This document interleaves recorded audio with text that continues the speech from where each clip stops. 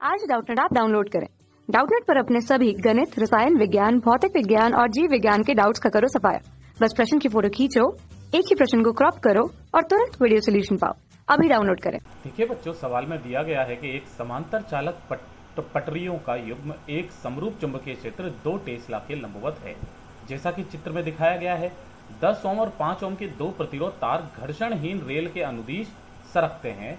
चालक रेलों के बीच की दूरी जो है वो 0.1 मीटर दी गई है। इसका मतलब क्या है बच्चों आपके पास में कि इसकी जो चालक की लंबाई है वो हमें भाई इन दोनों के बीच की जितनी दूरी होगी वही तो इस चालक तार की लंबाई होगी। ये कितनी दी गई है? 0.1 मीटर दी गई है ना। चुंबकीय क्षेत्र जो है वो अंदर की तरफ है। अब हमसे पूछा क्या गया है वो ध्यान से देखिए बच्चों, ये अ, ब, स और ये द में।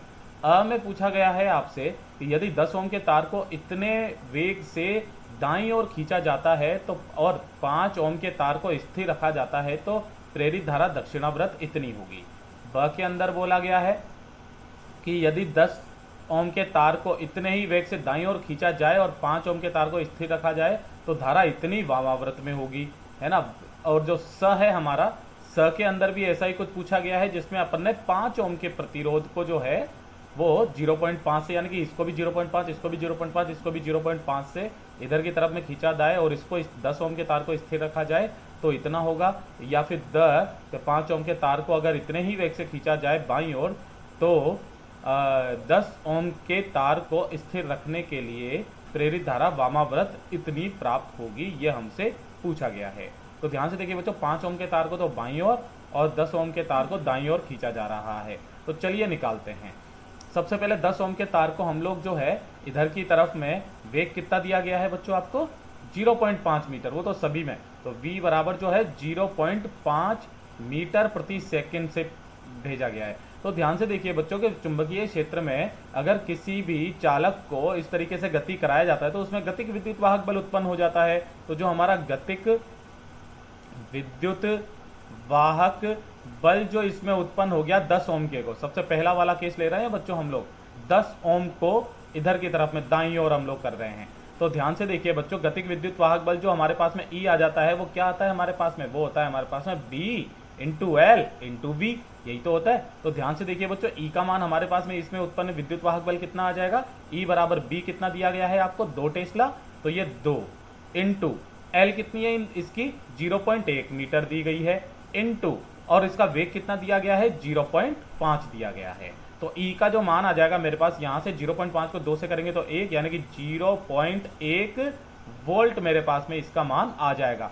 अब ध्यान से देखिए बच्चों, इसके अंदर 0.1 वोल्ट। अब जैसे जैसे करके ये क्या कर रहा है बच्चों, आगे की तरफ जा रहा है तो इसका जो ये वाला जो प्रभावी क्षेत्रफल है ना, ये क्या होता जा रहा है बच्चों? क्षेत्रफल बढ़ता जा रहा है। और हमारे पास में जो फाई होता है वो बराबर क्या आता है? B इंटू ए, है ना, B इंटू ए।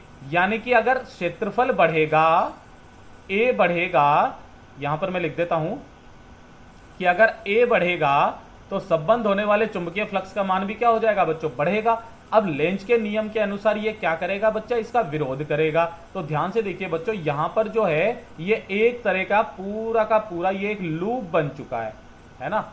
ये बन गया ना पूरा का पूरा लूप, और इसके अंदर विद्युत वाहक बल जो है वो भी उत्पन्न हो गया है। तो ध्यान से देखिए बच्चों, इसके अंदर जो विद्युत धारा प्रेरित होगी वो कुछ ऐसे होगी कि ये इसमें होने वाले परिवर्तन का विरोध करे, यानी कि बढ़ने से रोके।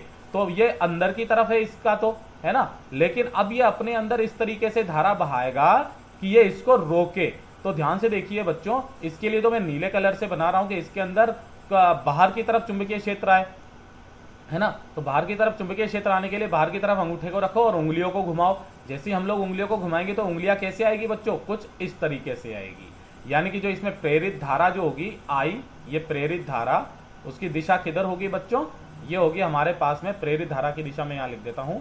प्रेरित धारा जो होगी वो दक्षिणावर्त होगी, है ना, दक्षिणावर्त होगी, है ना। और इसका मान भी मैं बता देता हूं, दक्षिणावर्त होगी मतलब कि ये ऐसे करके ऐसे, ये प्लस और ये माइनस, कुछ इस तरीके से बन जाएगी, है ना। अब प्रेरित धारा का मान क्या होता है हमारे पास में भाई?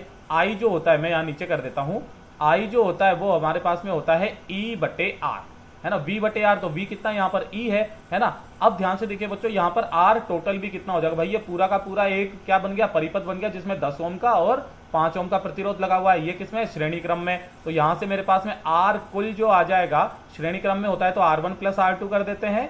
तो ये ध्यान से देखिए बच्चों, ये हो जाएगा 10 प्लस 5 यानी कि 15 ओम। तो धारा कितनी बह जाएगी हमारे पास में? ई कितना है हमारे पास में? 0.1 बटे धारा कितनी है हमारे पास में? वो प्रतिरोध कितना है? 15। तो मैं इसको क्या लिख सकता हूं? 1/10 इंटू 15 यानी कि मेरे पास में आ गया 1/150 एम्पियर। धारा का मान कितना आ गया मेरे पास में? 1/150 एम्पियर।